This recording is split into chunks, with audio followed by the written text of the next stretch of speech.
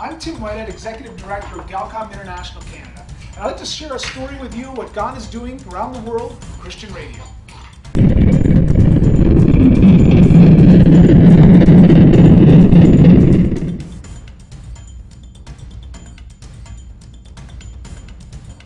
In 2008, Galcom founder Alan McGuirl and technician David Caseman traveled to the island of Pohnpei in Micronesia to install a radio station for Pacific Aviation Ministries missionaries Nob and Sylvia Kalau.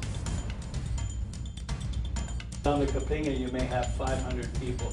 You go to all of these here in the Mortlocks, all of these, they're not all on the name list, but there's a bunch of them, and you got about 5,000 people here, just in these islands. And you start adding all of these in Chuuk, you've got 50,000 people right here. This should all be reached. Chuuk is 400 miles away.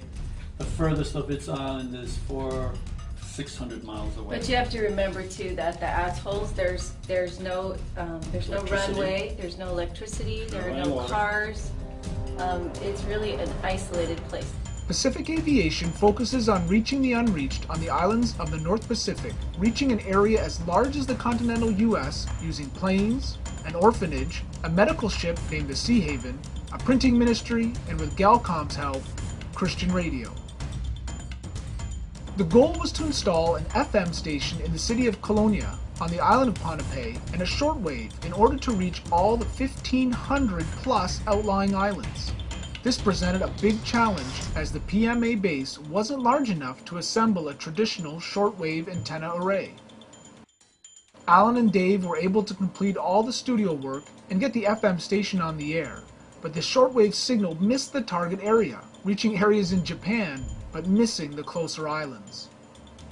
Before the team left, they were able to distribute several radios, but were reminded of the need to complete the task of providing a shortwave signal to reach all the Micronesian islands. In January 2011, Dave Caseman returned to Micronesia with technician Dave Creel and volunteer Stuart Crozier to complete the shortwave antenna and install 2 FM repeater stations on Pohnpei in the remote villages of Dolan and Temwen. The conditions on the island of Pohnpei presented many challenges and unique conditions, from the heat and high humidity affecting gear to geckos, ants, and other unwanted guests making homes in some equipment. With God's help, the team was able to overcome all the challenges, completing the 2 FM repeater stations and assembling the complex shortwave antenna right over top of the PMA compound. One of the great blessings of the project was the help of volunteer Stuart Crozier. Although he wasn't a radio engineer, his PhD in mathematical engineering was a great asset. But more than that, his servant attitude, doing whatever he could, was a big reason the project was completed in time. And what are you doing, Stuart? Just running some power cords, wiring a receiver, an exciter, and an amplifier all together. And Stuart has learned the difference between an exciter and a transmitter. I still don't know what SWR means, but I know it's supposed to be low. There you go. Actually, it's standing wave ratio. Standing wave ratio. There we go. And somehow it's related to the reflected power. That is true. As God often does with our projects, he performed a special miracle with this installation. The shortwave transmitter and antenna only produce 1,000 watts, enough to reach all of Micronesia. But shortly after going live on air, reports started coming in from islands over 200 miles away that they could hear the gospel loud and clear.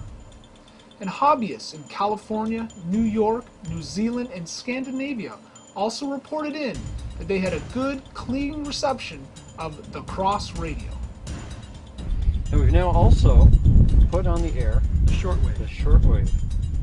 4755. And we've got reports from the island of Kapinga and Nucoro. Kapinga and Nucoro, and they can hear us pretty much throughout the day, I think they said. Yeah, when they wrap a little antenna around it, put it up, they can hear us all day long. All day long. So there's going to be thousands of people that are going to be able to hear teaching. Well, we hope that throughout, if we can reach the FSM, you're talking almost 100,000 people. 100,000 people, and living in what? Tiny little islands like that. Well, we thank Galcom for helping us. We don't have the technology, we just have the heart for the people. And you have the know-how and the equipment, and thank you for your partnership so that we can get the precious Word of God out. I want to add my thanks to Pastor Kalaus.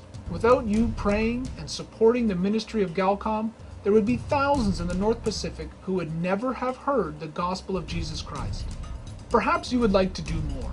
If you would like to join us and experience the thrill of installing a radio station or sharing the gospel by handing out a solar radio, please contact us today.